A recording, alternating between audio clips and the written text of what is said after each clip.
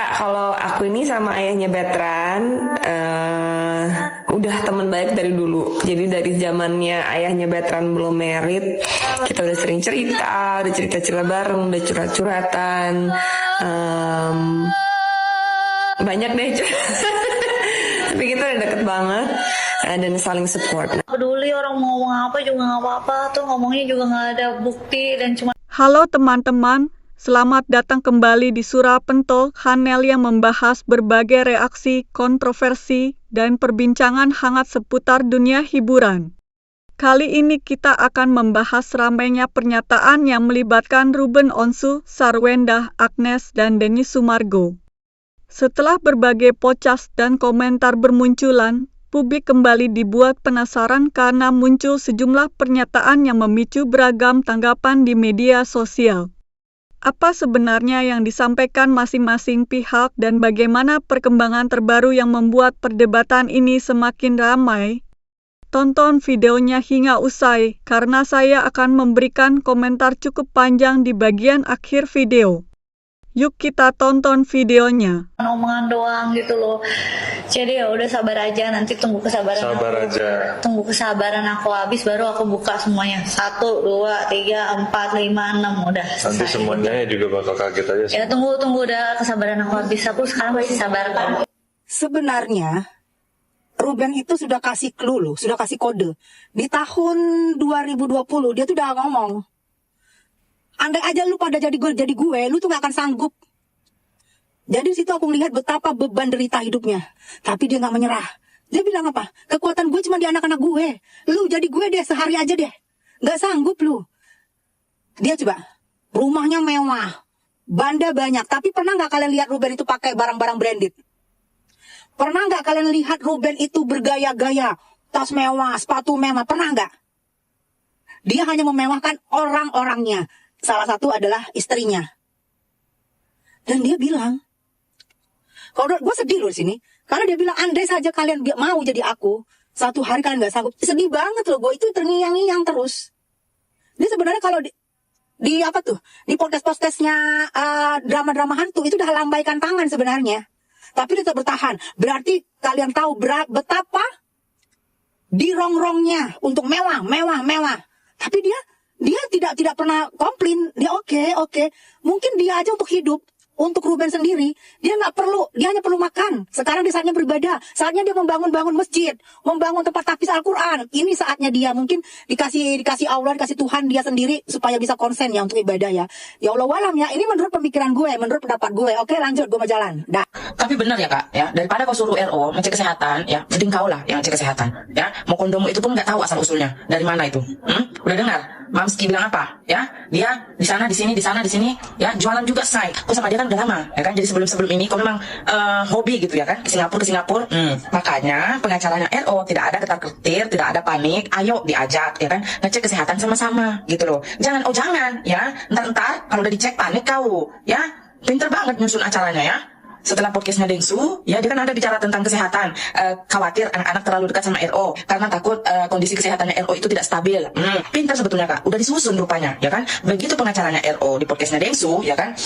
Adalah kesempatan, ya karena kita tahu, ya pengacaranya RO ini apa-apa nunjukin bukti, apa-apa nunjukin HP, apa-apa nunjukin buktinya gitu. Jadi ada kesempatan, tangkap layar, screenshot, diedit lah, disambungkan dengan omongannya si Salwiji yang pas di podcast Dengsu yang menyebutkan si RO ini kesehatannya tidak stabil gitu. Udah disusun rapi-rapi sebetulnya kak. Ya, udah langsung semua itu tidak butuh waktu lama kak, karena memang sudah ada persediaannya. Mungkin RO ini sudah menerka, pasti larinya akan ke sini gitu. 11 tahun coy hidup bersama, ya otomatis RO sudah tahu mana buruknya, mana baiknya. Nggak ada baiknya itu, buruknya aja dia, ya kan udah dibuktikan juga tuh tes kesehatannya RO, ya hasilnya memang negatif dengan penyakit 3 huruf itu. Nah yang sekarang ini ya kau yang belum tes gitu loh, sebaiknya kau tes ya kan. Beritanya mau kondomu itu ya adalah gitu loh, ada yang booking jalan, ada yang booking jalan, ada yang booking jalan ya. Jadi kau yang seharusnya ngetes ya, mulai duluan berkuar-kuar kan. Kau pun minum obat banyak ya kan, entah obat apa aja yang kau minum itu, kau yang seharusnya tes. Jangan nyuruh orang tes doang, kau juga harus ngetes ya. Entah dari mana mau kondo yang kau kutip itu. Pintar dia kak, udah disusun serapi mungkin itu ya. Namanya orang picik say. Ada aja caranya untuk menjatuhkan RO, ya kan? Saya adalah orang yang paling tahu apa yang terjadi, bukan netizen. Karena saya orang yang berinteraksi langsung, melihat langsung, tapi saya tidak publikasikan. Yang saya publikasikan adalah apa yang mereka sampaikan keterangan di podcast itu saja. Karena ada etika saya. Saya tidak boleh intervensi untuk melakukan hal itu, nggak boleh. Biar mereka menyelesaikan masalahnya masing-masing. Supaya mereka apa? Belajar dewasa. Ini maksudnya gimana sih Bang Densu? Ya kan, katanya kan yang abang publikasikan yang hanya ada pada podcast. Kalau selebihnya itu yang tahu itu cuma Bang Densu, bukan netizen. Kenapa Bang Densu tidak mau mempublikasikan? Karena ada etika, biarkan mereka menyelesaikan masalahnya masing-masing agar lebih dewasa. Lah kalau kayak begini abang ngasih kisi-kisi, ngasih bocoran-bocoran kayak begini, malah yang ada netizen loh yang huru-hara nanti. Antara netizen pihak si Nyonya dengan netizen pihak si Tuan, begitu. Yang ada kagak bakalan kelar-kelar. Dengan adanya kata-kata hanya Bang Densu yang tahu, bukan netizen, begitu kan ya, terkait apa yang sudah Bang Densu lihat atau apalah begitu, mau bukti atau apa ya. Yang ada di sini justru malah bikin makin parahnya itu apa, perang antar netizen. Antara kubu Nyonya dan kubu Tuan. Bang Densu sadar gak sih? Dengan statement Bang Densu seperti itu ketika live, kenapa? Ya Allah, apa Bang Densu baper? Bagaimana sih? Gara-gara RO lebih memilih di DC begitu, bagaimana?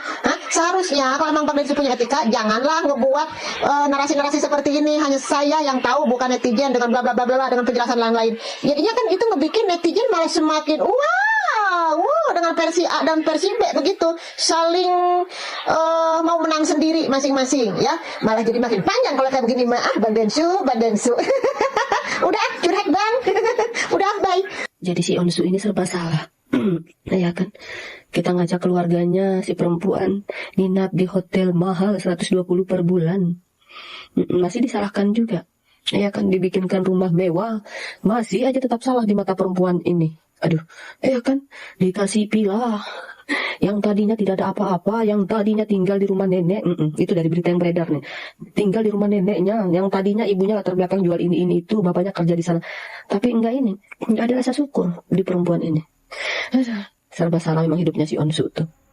Iya, lagian kau si Onsu, kau juga tuh salah dari awal, salah memilih perempuan. Kau buang semua itu yang cantik-cantik alami itu. Aduh, alasannya karena seiman, belum tentu Onsu, belum tentu yang seiman itu tuh bisa mengerti kita, bisa paham iman kita. Aduh, belum tentu. Itu contohnya tuh. Nah, sekarang kau menyesal kan, sudah mengangkat derajatnya, sudah merubah wajahnya ya kan, biar apa katanya, biar setara sama teman-temannya, teman-teman artisnya ya kan, biar nggak dikucilkan ketika mereka berkumpul gitu, atau dinner bareng tuh, atau ada pesta-pesta apa gitu. Saking tapi nggak ada syukurnya ini. Selalu si Onsu yang salah. Berak pun si Onsu tuh aduh, mungkin deg-degan kalau dia lagi berak pula itu kan ya kan, lalu teriak-teriak, diteriakin, nggak pikir waktu. Orang itu kalau ngomong itu di tempat tidur, mau tidur, anak-anak udah tidur. Nah ini jam berak pun si Onsu masih aja diteriakin. Oh Tuhan. Nah kalau laki-laki di kampungku gitu kan udah diinjak itu kepalanya tuh, ini lidah di dalam nih, yang lidah kecil ini tuh sudah ditarik tuh. Nggak ada ampun kalau laki-laki di kampungku itu, keras semua. Nggak bisa ada perempuan menyek-menyek yang nggak tahu diri berkeliaran di kehidupan mereka itu, nggak bisa. Udah diinjak, benar diinjak. Guys, gue yakin kalian udah pada nonton podcastnya Densu sama Sarwenda, Densu dengan Bang Minola, dan juga Ruben Onsu sama Deddy Corbuzier ya. Dari semua yang gue tonton nih ya, dari mulai pernyataan, jawaban, dan omongan Sarwenda, terus Bang Minola, yang terakhir Ruben ya, gue ngambil inti dari permasalahannya itu sebenarnya masalah anak sih ya, masalah hak yang diminta sama Ruben kepada pihak Sarwenda. Karena sudah jelas tertulis dalam surat perjanjian perceraian bahwa Ruben memiliki hak waktu bersama anak-anaknya selama 3 hari. Ya, bebas 1 hari apa aja terserah dah. Tapi ternyata itu dipersulit nih dari pihak Sarwenda, dan gue juga nggak ngerti kenapa itu alasan dipersulitnya. Kalau misalkan jawaban dari Sarwenda bukan dipersulit, melainkan jadwalnya selalu bentrok, karena jadwal pelajaran, jadwal sekolah dengan jadwal kegiatan les dan lain sebagainya, anak itu sibuk banget gitu, melebihi sibuknya gue kayaknya. Cuma yang menjadi pertanyaan gue satu gini, sesibuk-sibuknya anak ya, misalkan dia sekolah dari pagi sampai sore, ya kenapa kagak dikasih ke Ruben gitu? Maksudnya 3 hari, misalkan ngambil satu minggu tuh, Senin, Selasa, Rabu nih, anak-anaknya sama Ruben. Gue juga yakin kok Ruben pasti nganterin, Ruben pasti ngurusin, gak bakal ditinggalin, gak bakal dibiarin anak-anak itu libur sekolah, libur les, gak bakal. Ya yang penting lo kasih aja nih jadwalnya. Nih ya ayah, anak-anak jam segini sekolah, hari Senin, Selasa, Rabu, ini jadwal sekolahnya, jadwal pelajarannya, jadwal masuk kelasnya, terus jadwal lesnya dan lain-lain sebagainya. Lo kasih ke Ruben. Itu poin pentingnya sebenarnya. Dan gue juga nggak ngerti nih, apa sih yang bikin itu sulit dilakukan Sarwendah ke Ruben tuh, karena jujur nih gue pun ya udah berpisah sama mantan gue selalu nyodorin malah anak gue tuh ketemu bapaknya gitu, karena ayo dong ketemu ya sama papa gitu, ayo dong main sama papa, ayo dong sekolahnya sama papa. Bahkan gue pun masih suka kontak mantan gue kok, gue selalu nanya, ada waktu nggak nih buat anaknya main, ada waktu nggak buat anaknya jemput sekolah, ada waktu nggak buat bantuin anaknya begini. Itu karena apa? Karena gue nggak mau menghilangkan sosok ayah, apalagi peran ayah di anak-anak gue. Itu yang paling penting, dan mungkin itu yang juga Ruben pengen, karena gue pernah lihat postingannya Ruben kayak di beberapa bulan terakhir mengenai jangan menghilangkan peran seorang ayah. Pokoknya intinya gitulah. Itu yang gue rasa bahwa Ruben tuh cuma meminta haknya gitu. Lu jangan nuntut haknya. Lu sebagai mantan istri yang mana nih kewajibannya Ruben menafkahi? Betul. Ruben punya hak dan masih punya hak menafkahi anak-anaknya. Ya, disclaimer. Ruben hanya menafkahi anak-anaknya. Tidak termasuk Anda ya, Nyonya Sarwenda tidak termasuk, karena Anda bukan lagi menjadi bagian dari istrinya Ruben, udah mantan gitu loh. Dan ada pun nih, Ruben kan meminta tuh rincian biayanya. Menurut gue itu gak salah, karena itu pun gue lakuin ke bapaknya anak-anak gue, ya kan. Gue selalu ngasih tahu kok, ini ya, si A, ini udah bayaran, misalkan untuk 1 semester bayarannya sekian, pengeluarannya sekian, ini uang jajan dia sehari sekian, dikali selama 30 hari, selama 1 bulan itu. Belum lagi nanti pengeluaran mungkin ya, yang kita tuh ngadain namanya jalan-jalan ke mall per 2 bulan atau per 3 bulan sekali, main di time zone sekian. Udah tuh dirinci, lu bikin rinciannya di situ. Kalau misalkan lu masih bingung gimana caranya ngerinci, lu kan bisa pakai aplikasi ya. Banyak sekarang aplikasi yang tinggal lu ketik bakal kehitung sendiri tuh berapa rinciannya yang diperlukan. Dan lagi ya, kalaupun misalkan nih total rincian pengeluarannya itu adalah di angka misal 50 juta. Nih ya, pengeluaran anak-anak selama 1 bulan 50 juta gitu. Ya udah, lu cukup kasih rinciannya ya, perkara itu Ruben mau ngasih, misalkan dia mau ngasih full 50 juta atau dia mau ngasih lebih. Ya kalau misalkan Ruben ngasih misalkan gini, nih ya Bunda, gue ngasih ke lu buat anak-anak di 60 juta, 50 juta buat anak-anak, 10 juta anggaplah itu bonus upah lah buat lu karena lu udah jagain anak-anak gue. Ya jangan udah bersyukur. Tapi kalau misalkan memang kondisinya Ruben lagi tidak bisa memberikan 50 juta, semisal dia cuma bisa ngasih 30 atau 25 juta, ya udah, kan Sarwenda juga bekerja yang katanya bisa menghasilkan uang 200 juta per jam, itu kan bisa dimanfaatkan juga buat menafkahi anak-anaknya, ya kan? Nah, jadi inti permasalahannya itu adalah Ruben meminta haknya untuk bisa bertemu, bermain, ya kan, ngobrol, jalan-jalan, bincang-bincang, belajar bersama sama anak-anaknya. Enggak lagi Ruben bermasalah masalah rumah lah, masalah yang menurut gue tuh apa sih, dogi pun harus Ruben yang nanggung, apa burung walet, sarang walet itu pun harus Ruben yang beli. Itu kan sebenarnya udah bukan kewajibannya Ruben lagi ya. Kewajiban Ruben tuh sebagai ayahnya, biaya sekolah, biaya makan, ya, biaya kehidupan anak-anaknya oke gitu. Dan mungkin biaya isi-isi rumahnya tuh kalau menurut gue tuh udah nggak harus lagi gitu. Harusnya tuh patungan gak sih berdua? Nih loh nih ya, gue menyanggupi nih untuk menghidupi anak-anak gue sekian puluh juta. Oh kira-kira sanggup gak patungan? Itu kan anak berdua, bukan cuma anaknya Ruben doang. Kan bikinnya juga berdua. Ya kan gue? Dan ini tuh kan sebenarnya masalahnya masalah sepele ya, menurut gue tuh masih bisa dibicarakan secara kekeluargaan, secara berembuk nih antara suami istri mantan ya kan, mantan suami mantan istri itu masih bisa sangat dibicarakan. Dan gue juga yakin kok Ruben juga pasti welcome, ayo kita ngobrol bareng yuk gitu, gimana nih jalan keluarnya gimana nih. Terus juga ya di postingan di podcastnya Bang Densu yang Bang Minola bilang waktu itu, katanya Sarwenda pergi ke mana sih, ke luar negeri ya, Thailand kalau nggak salah, terus nggak ngabarin Ruben. Nah di situ Sarwenda tuh ngerasa dia bingung kenapa serba salah, dan dianggapnya bahwa kemana-mana tuh Sarwenda harus ngabarin ya, walaupun udah mantan. Sebenarnya bukan itu sih konteksnya menurut gue, karena gue pribadi pun, gue kalau misalkan lagi ada kerjaan keluar kota, gue pasti ngubungin bapaknya anak gue. Gue tanya, kira-kira tanggal sekian sampai tanggal sekian bisa nggak? Soalnya gue mau pergi, ada kerjaan keluar kota. Gue titipin anak-anak. Ya, setidaknya kalaupun misalkan bapaknya itu sibuk nggak bisa jagain anak-anak ya, dia tahu kalau emaknya tuh nggak ada di rumah, dan di rumah tuh cuma ada misalkan neneknya, atau misalkan ada omnya, atau ada mbaknya, gitu. Yang penting informasi loh. Yang Ruben mau itu adalah informasi tentang anak-anak nih, karena kan udah nggak bisa dijangkau ya kan. Sudah sangat tidak bisa dijangkau masalahnya, bukan lagi suami istri macam dulu gitu loh. Terus ya Ruben juga bilang di podcastnya Deddy Corbuzier, sebenarnya sangat bisa Ruben untuk datang ke sekolah, betul, sangat bisa sekali. Tapi gimana nanti respon anak-anak ya? Karena gue pun ya, ketika anak gue nggak dikasih tahu kalau bapaknya nanti jemput, ketika tiba-tiba bapaknya yang jemput ya, terus dia pulang ke rumah, dia marah-marah dong ke gue. Karena apa? Karena gue gak ada komunikasi nih ke dia. Gue gak ada ngomong, nanti papa kamu jemput ya pulang sekolah, tapi kamu nanti dianterin ke rumah, atau mungkin nanti papa kamu jemput ya, nah kamu mau diajakin jalan-jalan main segala macem. Gak ada komunikasi, ada anakku juga marah ke gue gitu. Dan gue sangat mengerti posisinya Ruben sekali ya, karena emang yang dia pengen tuh cuma ketemu anaknya. Dan udahlah ya, kata gue masalah-masalah kayak gini benar-benar masalah pribadi yang jangan sampai jadi konsumsi publik, jangan sampai jadi makanan publik nih ya, yang kita orang nih udah pusing banget dengan huru-hara Indonesia Raya ini ya kan. Jangan lagi tambah huru-hara. Nih udah kalian damai-damai lah, baik-baik lah, akur-akur lah. Coba adain yang namanya meja bundar, ngobrol dah tuh. Ruben Onsu, Sarwenda, pengacaranya Ruben Onsu, mungkin juga ada pihak penengahnya yang bisa menengahkan, ngobrol nih maunya gimana, baiknya gimana. Ini kan perkara anak, bahas tentang anak aja udah, nggak usah saling membuka satu sama lain, baik Sarwenda, nggak baik juga Ruben. Biar bagaimanapun ya, kalian berdua pernah sama-sama, pernah melalui semuanya bareng-bareng, ya kan. 11 tahun itu bukan waktu yang sebentar, 11 tahun itu waktu yang lama. Kasihan anak-anak juga, ini jejak digitalnya nggak akan pernah hilang. Nanti ketika anak-anak kalian udah dewasa, anak-anak kalian udah gede, pasti akan juga bingung dengan situasi. Oh ternyata dulu ayah bundanya pernah ada keributan sebesar ini. Coba bisa kali ya, yuk Sarwenda tenangin hati, tenangin diri, tenangin pikiran ya. Coba lebih lapang lagi hatinya, lebih logo lagi hatinya ya. Terus buat Ruben juga, buat Ruben lebih sabar lagi ya, pokoknya lebih mantep lagi jadi seorang bapak. Semoga bisa menuju kedamaian dan kebaikan dalam bentuk ya kekeluargaan aja lah ya, nggak usah diumbar-umbarin lagi. Udah stop ya, episode dramanya kayaknya ditamatin aja, gak usah pakai episode berpanjang-panjangan. Dikata film tersanjung apa ya, episodenya gak kelar-kelar. Heran gue mah. Makan martabak aja dulu. Lapar gue marah-marah. Apa sih? Pokoknya inti begitu ya. Kubu-kubuan gitu. Jadi ada dua kubu yang terbelah di sini terlihat. Yang tadinya menjadi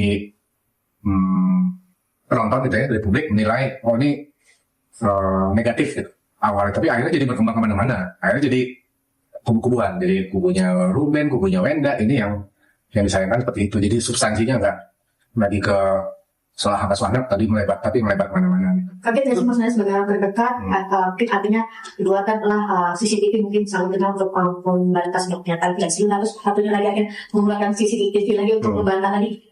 Ya sama-sama menyayangkan dari dua belah pihak. Kalau aku sih berusaha objektif ya. Di dalam hal ini sama-sama tidak bijak menurut aku ya. Yang pertama, untuk apa sih ditayangkan kayak gitu? Akhirnya jadi balas-balasan kayak begini kan, saling berbalas dan efeknya pasti buruk buat anak-anak. Itu udah pasti. Gitu, kalau mau menang-menangan reputasi nama baik, menurut aku ini bukan yang tepat, karena udah lewat perceraiannya. Apa yang mau dibuktikan gitu? Setiap orang pasti punya kekurangan, punya kelebihan. Aku yakin ya, nggak ada pasangan yang nggak punya salah. Pasti masing-masing punya kekurangan, punya salah. Dan udah lewat juga kan, udah cerai juga. Jadi kita pikirin dampak yang paling terbaik buat anak-anak seperti apa. Kalau memang substansi tentang perebutan hak asuh anak, ya konsentrasi di situ aja, di jalur hukum aja. Mungkin ada hal-hal yang tidak perlu diungkapkan ke publik, gitu. Ya sebaiknya menahan diri gitu untuk kebaikan bersama. Apakah ada perselingkuhannya? Sebenarnya apa sih yang terjadi sama mereka ini ya? Iya, ini ininya nggak bagus nih ya. Apa itu namanya? Internetnya benar-benar nggak bagus. Bentar, mana segi mau lihat ini apa sih yang terjadi sama mereka dalam rumah tangga mereka ya. Maaf ya, di sini ada cewek yang naik kuda. Madam Suki terpaksa tutup ini karena dia lagi telenjong. Telenjong itu maksudnya gini loh. Ini kan kartu Oracle ya, Eropa ya. Jadi karena mereka tuh bebas berekspresi, nggak kayak kita yang apa-apa di blur juga. Dan TikTok, YouTube-nya juga bisa bakalan kayak menegur Madam Suki nih. Jadi ditutup aja. Lambangnya wanita dan apa ini? Wanita dan horse ya, kuda. Oke, sebentar ya. Ambil 3 harusnya. Tapi kalau Madam Suki mau ambil 4, 5, 6, terserah ya. Karena Madam Suki yang membaca. Ya, oke. Di sini ada orang yang selengki memang. Ini. Selengki ya dia ya. Ini kayak ini loh wajahnya. Lihat nih. Kayak pengacaranya si mantan ayah loh. Beneran nih, lihat. Kok bisa pas ya? Oke. Beneran loh. Ini situasi rumah tangga mereka. Dan di sini ada wanita yang Madam Suki tutup karena lagi telinjong, dan sini laki-laki yang kayaknya dia ini kondisinya itu sakit deh, ya. Nah, kartu-kartu Madam Suki ini berhubungan terus nantinya, ya, kayak yang di kasus Subang tuh, nyambung terus, ya. Sebenarnya yang di balik cerita juga nyambung terus ya ceritanya ya. Jadi dia ini sakit sih. Sakit itu karena apa sih? Sakit itu karena ini istrinya itu terlalu powerful, terlalu dominan, ya, istrinya terlalu dominan. Makanya kartu ini muncul pertama kali. Terus yang kedua, di sini ada pengacara, di sini ada tsunami, dan di sini ada laki-laki dan perempuan yang sedang begituan lah ya, bermesraan. Ini pengacaranya. Jadi gini loh, ini belum ngasih tahu apakah ada perselingkuhan, belum ya. Madam Suki mau minta tolong di kartu yang biasanya, yang sering Madam Suki ambil atau iya sering dipakai. Apakah yang laki-laki ini mantan suaminya ini ada selingkuh? Strength, itu kan udah dibilang kan, mereka ini ada persaingan batin dan ego nih, cowok dan cewek. Iya, oke. Di sini perempuan lagi kan, Queen of Swords. Jadi perempuannya ini terlalu banyak thinking gitu loh. Thinkingnya mungkin sesuatu yang nanti kalau ini bagaimana. Kalian nggak pernah ngasih pertanyaan sama Madam Suki. Jangan-jangan plot twistnya si mantan istrinya itu masih mencintai mantan suami. Kalian nggak pernah tuh menanyakan sama Madam Suki. Kalian hanya menanyakan apakah mantan suaminya itu masih mencintai istrinya. Jangan diukur secara fisik loh ya. Jangan ya. Kalau secara fisik kan istrinya ini cantik banget kan ya. Perfect lah ya. Makanya dia berusaha mencari laki-laki yang perfect. Ya kan? Padahal manusia perfect itu nggak ada. Sama lah dengan kita juga nggak perfect kok, ya kan? Nah, kalian nggak nanyain, jangan-jangan plot twistnya si mantan istrinya ini masih sayang sama cowoknya. Karena Madam Suki ngelihat mantan suami ya, ini loh, ada Queen of Swords. Ini kartunya si perempuannya. Apakah ada perselingkuhan cowoknya ini, mantan suaminya? Six of Wands. Kalau dia banyak orang yang suka sama si cowoknya, iya. Tapi dianggapnya itu semuanya teman. Ya, nih. Nah, ini Madam Suki mau ngambil kartu lagi, ya. Nggak usah dilarang-larang, karena yang di sini membaca Eke, ya. Oke. Sekarang di kartu yang berbeda. Apakah suaminya ini ada selingkuhan atau pernah selingkuh 2 kali, seperti yang dikatakan oleh mantan istrinya. The Chariot lagi. Oke. Oh sorry ya, ini The Strength, ini The Chariot. Oke, ini kartunya sangat membingungkan loh ya. The Chariot. Jangan-jangan menurut Madam Suki ya, akhirnya dua-duanya ini mencari pelarian masing-masing. Dua-duanya. Jadi begitu ya, kalau kita, ini dugaan ya, prediksi. Sepertinya dua-duanya mencari pelampiasan masing-masing. Nah, kalau kalian mendengarkan dengan teliti di bagian video yang di-share oleh mantan istrinya, dia kan bilang begini, suami itu bilang gini, jangan main fisik. Ayo kita lihat ya. Seandainya itu terjadi sama kita dorong-dorongan nih sama suami kita. Ya, kita didorong atau kita lagi berantem sama suami kita. Tiba-tiba suami kita ngedorong kita ke belakang. Kita langsung bilang, jangan main fisik. Kalian bisa nggak berpikir itu? Kalau kita ngomong sama pasangan kita, jangan main fisik. Pikiran kita yang normal ini akan berpikir, pernah nggak terjadi fisik? Pernah nggak terjadi kekerasan fisik? Sampai kita ngomong, ini kita ibaratkan sampai kita ngomong jangan main fisik. Berarti kalau kita ngomong kayak gitu, ada nggak kejadian di mana pasangan kita main fisik?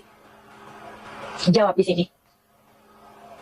Seharusnya yang ngomong kayak gitu kan istrinya, mantan istrinya. Kenapa ini mantan suaminya?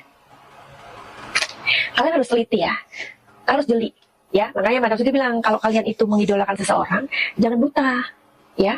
Nah terus istrinya teriak-teriak, dia bilang gini, kamu nyuruh orang untuk ngikutin saya. Ngikutin. Sekarang aturannya kan, kalau orang yang selingkuh, itu kan kita ikutin, bukan sebaliknya. Di sini ada hal-hal yang diputar balik. Nah, di sini ada The Chariot dan The Strength. Kartunya sama kuatnya. Persaingan batin dan ego. Dua-duanya. Jangan-jangan dua-duanya ini mencari pelampiasan masing-masing. Sehingga mantan suaminya bilang, bukannya lu kali yang di TikTok itu dicurigain orang atau apa gitu. Gua sih diem aja. Oke ya. Sekarang pertanyaannya diganti ya. Apakah mantan istrinya masih mempunyai perasaan sayang sama mantan suaminya? Kalian harus siap mendengarkan jawabannya. Entah kalian ada di pihaknya memuja bunda, ya, kalian harus siap. Oke. Agustus 2026. Apakah sebenarnya mantan istrinya ini masih sayang sama mantan suaminya? Tara! Oke, Ten of Swords. The Lovers. Bagaimana? Pemuja bunda? Eda-eda? The Lovers. Jadi gitu ya. Satu kali lagi. Bagaimana? Jadi gini loh, Madam Suki ini kan banyak sekali ya ngobatin orang juga ya secara spiritual, psikologi juga ya. Jadi antara pikiran alam bawah sadar kita, ini nih pikiran alam bawah sadar. Pikiran sadar ini namanya kalau kita ngomong kayak ini secara sadar kan, berarti pikiran sadar. Sama pikiran alam bawah sadar kita itu opposite. Jadi pemuja bunda, kalian harus terima. Ini perpisahan, Ten of Swords. Dia tidak mau bercerai. Tidak mau, karena ini ada Ten of Swords. Artinya kartu ini perceraian. Tapi karena dia juga mengatakan atau sepertinya si laki-lakinya ini yang kesannya menceraikan. Jadi kartunya ini dibaca dia tidak mau diceraikan. Dan dia masih cinta. Ya mohon maaf ya. Ini kartunya kalau salah ya berarti kartunya yang disalahkan. Nanti keluarnya The Lovers ya. Nah, dan di sini ada Two of Cups. Two of Cups ini adalah apa ya? Dia pengen aja karena mungkin yang mantan suaminya terlalu banyak memberi, terlalu banyak mengalah. Seperti yang tadi aku baca, ada sabotase jiwa di antara mereka ini, persaingan batin dan ego, ya, menumpuknya kesalahan-kesalahan kecil. Satunya menumpuk kesalahan kecil si mantan suami, yang perempuannya menguasai karena keduanya ini kepengen jadi bintang dua-duanya. Yang satu bintang yang udah terkenal, yang perempuannya bintang yang baru terkenal. Sehingga ketika ada dua bintang di satu rumah, makanya apa? Salah satu tidak bisa memberikan satu panggung, tidak bisa berbagi panggung. Yang ketiga adalah kaku. Artinya sama-sama kaku dua orang ini. Dan Madam Suki belum bisa menjawab apakah yang laki-laki selengki atau yang perempuan. Apakah yang perempuan itu benar? Apakah yang laki-laki itu yang benar? Tapi menurut kartu ini, dua-duanya mencari pelampiasan masing-masing. Oke? Apalagi yang mau kalian minta untuk tahu? Karena ini teman-teman, apapun yang sebenarnya terjadi di balik semua pemberitaan ini, saya rasa ada satu hal yang bisa kita jadikan pelajaran bersama. Sebagai masyarakat, kita memang bebas memiliki pendapat, tetapi kita juga harus bijak dalam menyikapi setiap informasi yang beredar. Jangan sampai kita terlalu cepat mengambil kesimpulan hanya karena mendengar satu sisi cerita atau potongan-potongan video yang viral di media sosial. Di era digital seperti sekarang, setiap ucapan, tindakan, dan unggahan akan menjadi jejak digital yang bisa bertahan sangat lama. Apa yang hari ini menjadi bahan perdebatan publik suatu saat bisa dibaca kembali oleh anak-anak, keluarga, dan orang-orang terdekat yang sebenarnya tidak seharusnya ikut menanggung dampaknya. Karena itu, alangkah baiknya jika setiap persoalan pribadi dapat diselesaikan dengan kepala dingin, komunikasi yang baik, dan mengutamakan musyawarah. Saya juga berharap siapapun yang sedang menghadapi masalah keluarga diberikan kekuatan, kesabaran, dan kebijaksanaan dalam mengambil keputusan. Tidak ada keluarga yang benar-benar sempurna. Setiap rumah tangga pasti memiliki ujian masing-masing, hanya saja tidak semua memilih untuk memperlihatkannya kepada publik. Bagi kita sebagai penonton, mari belajar untuk tidak mudah menghakimi. Kita boleh mendukung seseorang, tetapi jangan sampai kebencian kepada pihak lain membuat kita kehilangan rasa empati dan objektivitas. Menghormati proses hukum, menghargai privasi, dan menjaga etika dalam berkomentar merupakan sikap yang jauh lebih bermanfaat daripada saling menyerang di media sosial. Semoga setiap persoalan dapat menemukan jalan keluar yang terbaik, terutama jika di dalamnya ada anak-anak yang harus tetap mendapatkan kasih sayang dari kedua orang tuanya. Anak-anak tidak seharusnya menjadi korban dari konflik orang dewasa. Mereka berhak tumbuh dalam lingkungan yang penuh cinta, perhatian, dan rasa aman, meskipun kedua orang tuanya sudah tidak lagi bersama. Terakhir, mari kita jadikan peristiwa seperti ini sebagai pengingat bahwa menjaga komunikasi, saling menghargai, dan mengendalikan emosi adalah hal yang sangat penting. Ketika masalah muncul, penyelesaiannya bukan selalu tentang siapa yang menang dan siapa yang kalah, tetapi bagaimana semua pihak dapat menemukan solusi yang membawa kebaikan bersama. Semoga kita semua bisa mengambil hikmah dari setiap peristiwa yang kita saksikan. Tetap bijak dalam menerima informasi, selalu cek kebenaran sebelum mempercayai atau membagikannya, dan mari kita sebarkan komentar yang membangun, bukan komentar yang memperkeruh suasana. Terima kasih sudah menonton video ini sampai selesai. Kalau kalian punya pendapat, silakan tuliskan di kolom komentar dengan bahasa yang santun dan saling menghormati. Jangan lupa dukung terus channel Surah Pentol dengan menekan tombol like, subscribe, dan aktifkan lonceng notifikasi agar tidak ketinggalan video-video reaksi berikutnya. Sampai jumpa di video selanjutnya. Salam sehat dan semoga kita semua selalu diberikan keberkahan.